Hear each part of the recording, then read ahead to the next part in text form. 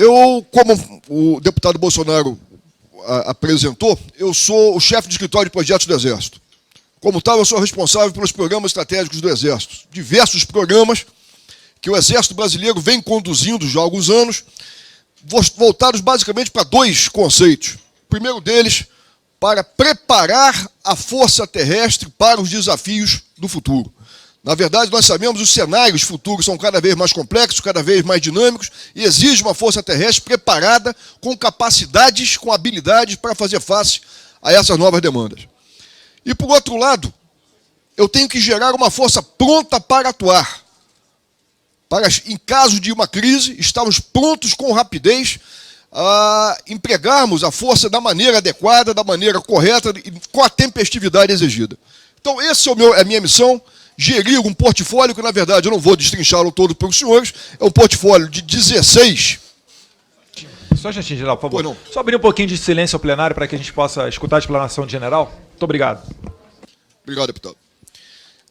Como eu falei, é um portfólio de 16 iniciativas estratégicas que geram novas capacidades para o Exército e geram a prontidão que é exigida pela sociedade brasileira. Eu vou passar muito rápido alguns desses programas, só para dar uma noção do que se trata. O primeiro deles é o próprio Guarani, vou voltar a falar sobre ele mais à frente, mas é um programa, como eu falei, ele é muito mais do que simplesmente a entrega de um carro para o Exército.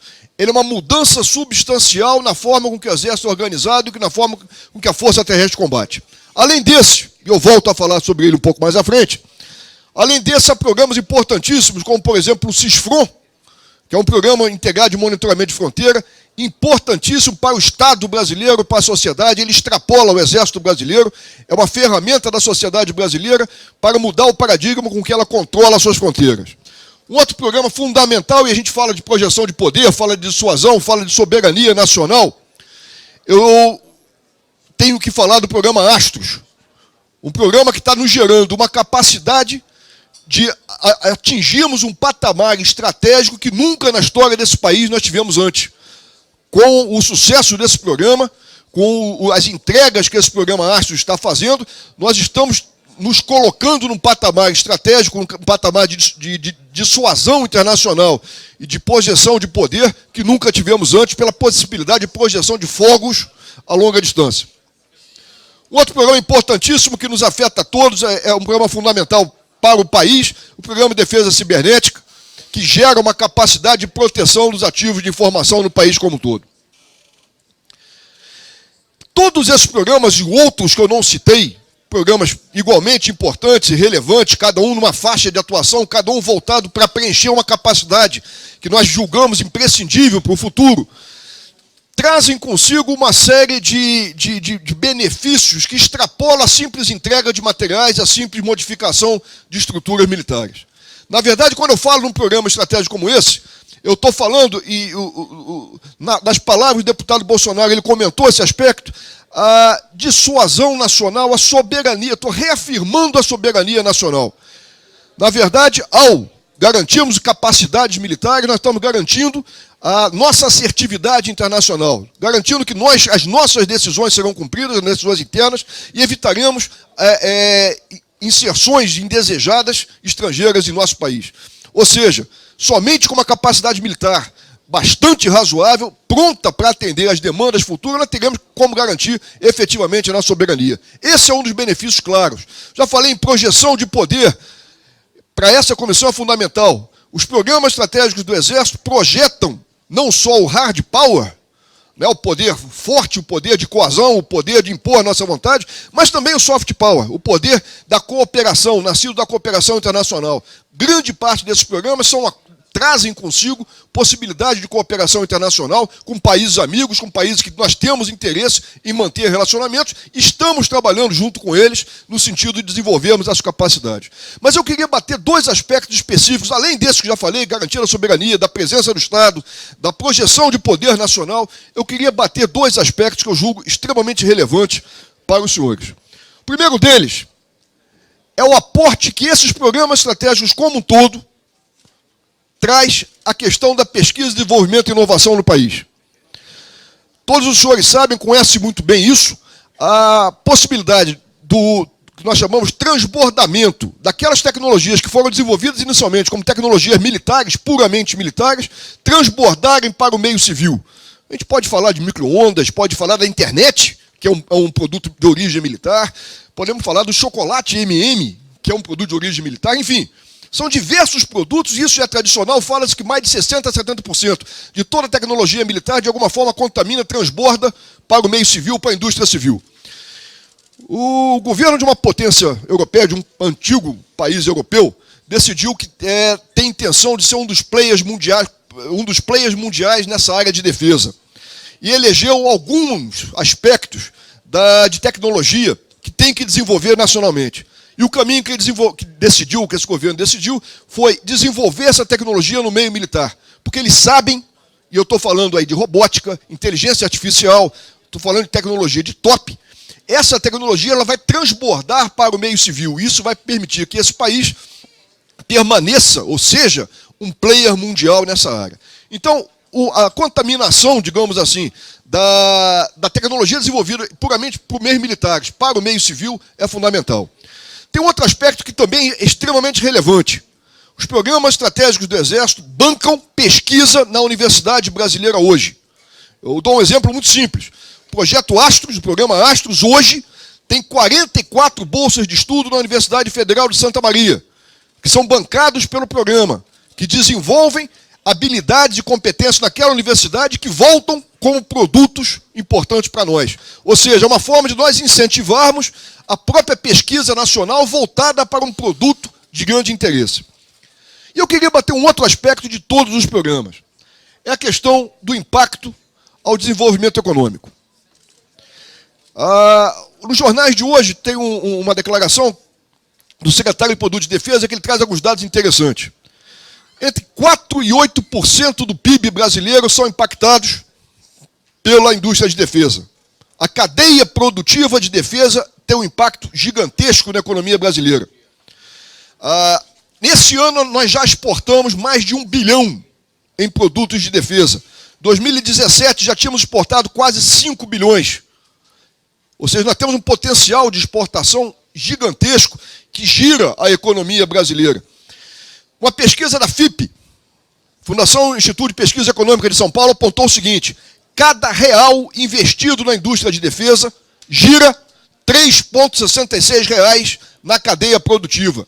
É o setor industrial que mais gera valor pelos seus trabalhos. Ou seja, se nós precisamos e cada vez mais precisaremos alavancar o desenvolvimento e alavancar respostas da economia, o investimento em defesa é o que mais responde. É o que responde com maior rapidez e responde com maior grandeza.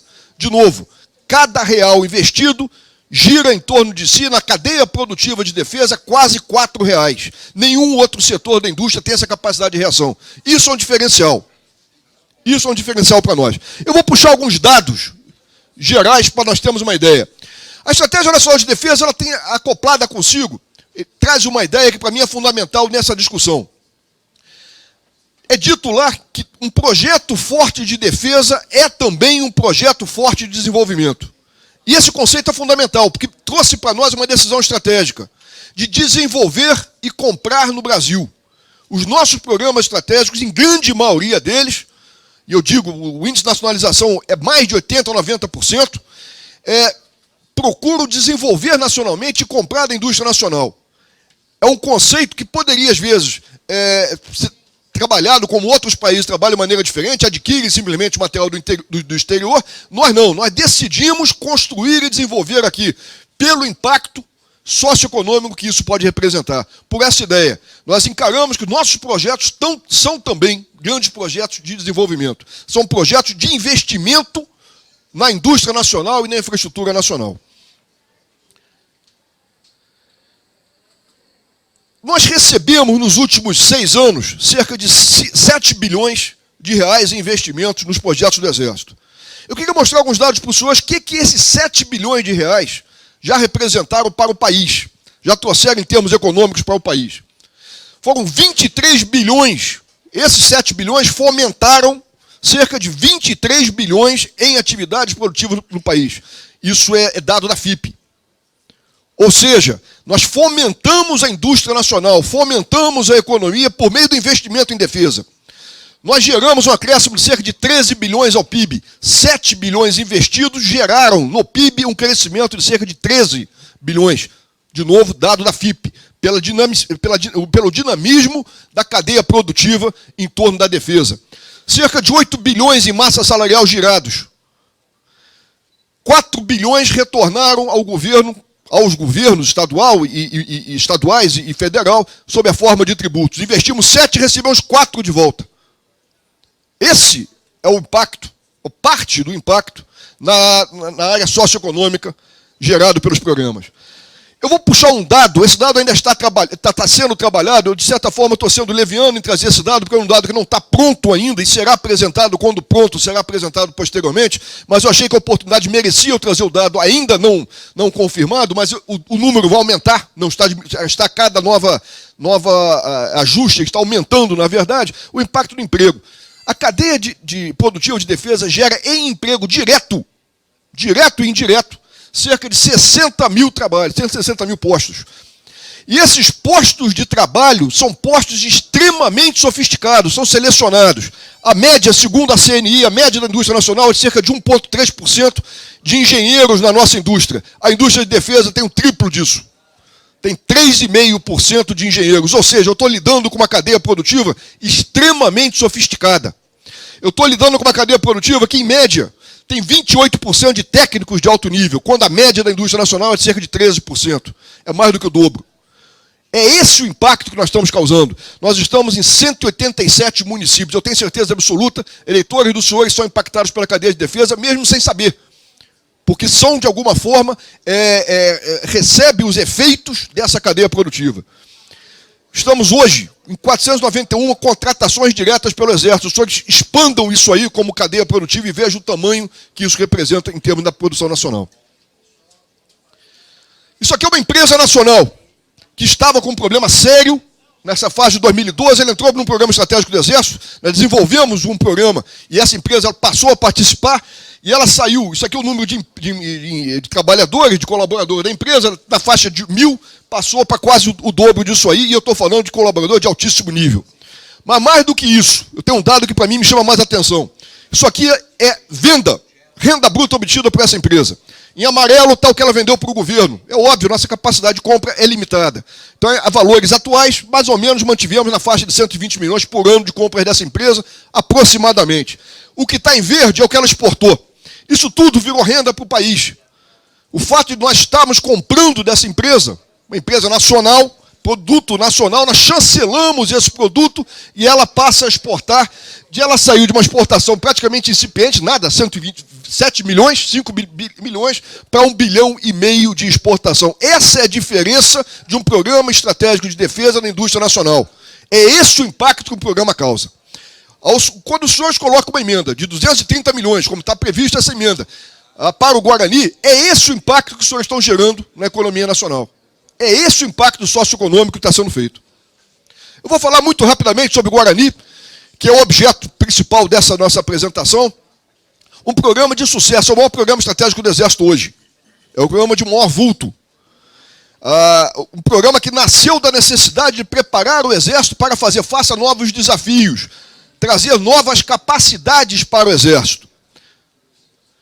Um programa que, na verdade, ele se confunde, e é um erro nosso, ele se confunde pelo nome. Parece que o programa é o carro somente, quando, na verdade, o programa é muito mais do que isso. O programa, ele extrapola a entrega do carro. Ele muda a forma da força terrestre combater. Basicamente, é isso que nós estamos falando.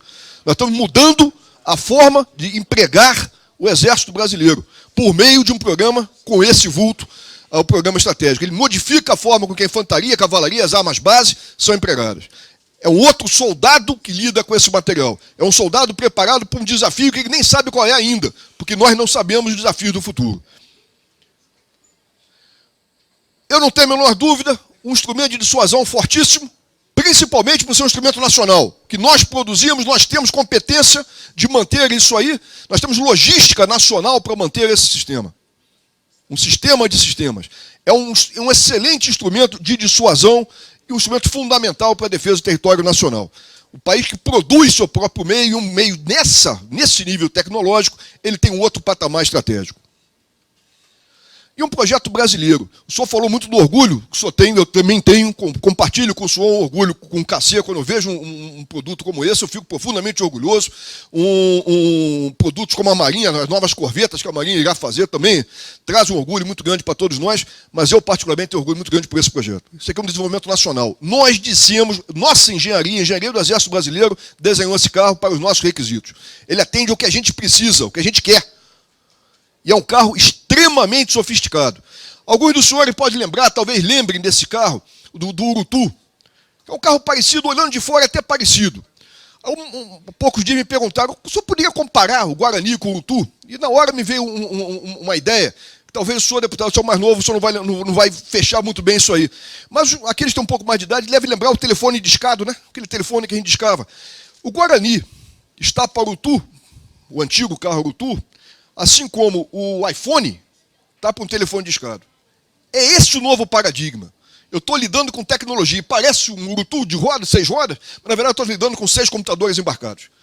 É uma tecnologia embarcada sofisticadíssima, que dá uma possibilidade de combate, diferencial para o combate gigantesco. O poder de combate que isso traz é gigantesco. Projeto nacional, fabricado em Minas Gerais, em 7 Lagoas, em Minas Gerais. Tá? Todo o armamento dele, nacional, parte do armamento dele é feito em Duque de Caxias, na Baixada Fluminense, Rio de Janeiro. A torre Remax, que é uma torre sofisticadíssima. Na verdade, o projeto, como eu falei, o programa não se reduz a um carro, é uma família de carros, outros carros virão juntos e já estão sendo adquiridos, já estão completando. É um sistema de combate, na verdade. O que nós estamos lidando é um sistema de diversos instrumentos de combate que nós estamos trazendo para a Força Terrestre.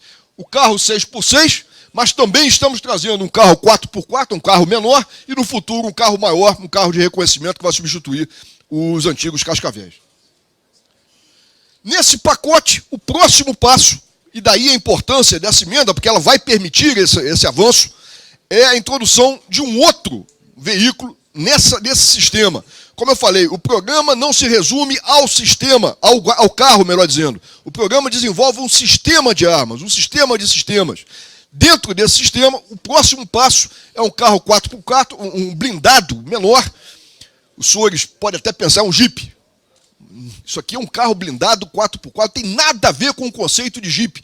É um outro conceito extremamente importante para nós, porque ele completa as capacidades geradas pelo 6x6. Já foi empregado um similar a esse, não é este carro, é um carro similar a esse, foi adquirido em caráter emergencial na intervenção no Rio de Janeiro, já foi empregado, já deu muito resultado, está dando, estive lá ontem verificando esse carro, está dando muito resultado, e nós vamos ter agora uma versão nacional desse carro, é uma nacionalização desse projeto, será fabricado também em Minas Gerais. Estamos fechando os contratos agora, e depende exclusivamente do recurso orçamentário para nós mantermos esse carro. Esse aqui é o impacto do que nós vamos causar, que o programa Guarani já causou e poderá potencializar ainda mais à frente. Um efeito de 6,6 bilhões na economia, 3,5 bilhões de impacto no PIB, 2,5 bilhões em salários, 1,5 bilhão em tributos já gerados pelo programa no Brasil. Isso é como eu falo, o programa se paga 2 vezes. Ele se paga por gerar uma capacidade fundamental para o país hoje e se paga por desenvolver a economia nacional. Isso aqui o que nós estamos já levantando, como eu falei, primariamente ainda vai ser, esse dado ainda vai ser mais trabalhado, talvez os dados, quando eu publicar no final do ano, sejam mais, vão ser com certeza mais detalhados, mas mais ou menos o que nós já estamos impactando, já estamos levantando como impacto direto. Mais de 3 mil empregados diretos na fabricação dos meios empregados pelo carro, sendo que 8,5% são engenheiros e 13% são técnicos de alto nível, ou seja, indústria altamente sofisticada contratando engenheiros, técnicos, mantendo a nossa competência brasileira em engenharia no território nacional. Eu só queria, para fechar o raciocínio, apresentar aos senhores e às senhoras a nossa situação. Por que essa demanda tão premente com relação a emendas ao orçamento? Quando foi planejado lá atrás, num outro cenário econômico, com outra visão de país que infelizmente não se concretizou em termos econômicos, havia um planejamento inicial de 19 bilhões para o programa como todo, que se encerraria em 2031. A realidade desse planejamento foi essa. O que chegou, está em vermelho aqui embaixo, foram dos 19 bilhões previstos, nós recebemos 2 bilhões. Era isso que efetivamente aconteceu. A diferença do planejamento é entre o que se pensou inicialmente, pela conjuntura nos apontando, e o que efetivamente aconteceu nesse período. Essa diferença nos levou a replanejar o programa como um todo. Para que nós não perdêssemos o escopo do programa, porque é fundamental para o país, porque é fundamental para o Exército Brasileiro, nós alongamos o prazo dele. Mantivemos ainda os 19 bilhões, mas os senhores podem observar, alongados o prazo, achatados na atual fase, e com uma perspectiva de crescimento econômico futuro, recuperarmos parte dessa diferença anterior. Esse é o problema que nós estamos fazendo face com todos os programas, na verdade. E nós estamos tentando, ao máximo possível, dentro das limitações, todo mundo compreende as limitações orçamentárias que nós vivemos, a crise econômica que está sendo tentado se debelar agora, mas isso nos traz esse impacto de alongar o programa. O que, de maneira nenhuma, é bom para o programa, isso é totalmente nocivo. Isso são capacidades que demoram a ser entregues. O último carro vai ser entregue em 2040, quando a conjuntura talvez seja completamente diferente. A gente não sabe que cenário vai ser esse. Não é que o carro recebido em 2040 esteja obsoleto. Talvez o conceito do programa como todo esteja obsoleto lá na frente. Esse é o risco de nós alongarmos como estamos alongando os prazos. E uma coisa já é uma decisão, nós não vamos alongar mais. Se nós não conseguirmos no futuro, garantirmos o mínimo desse orçamento, nós vamos começar a reduzir o programa. As entregas serão reduzidas. Isso é certo, porque é impossível nós alongarmos ainda mais esse escopo. O programa que era para terminar em 2031 vai terminar em 2040. Já houve um alongamento razoável de prazos dele. Como eu falei, nocivo. Nós tínhamos que ter recebido cerca de 9 bilhões até o instante. Recebemos 2 bilhões.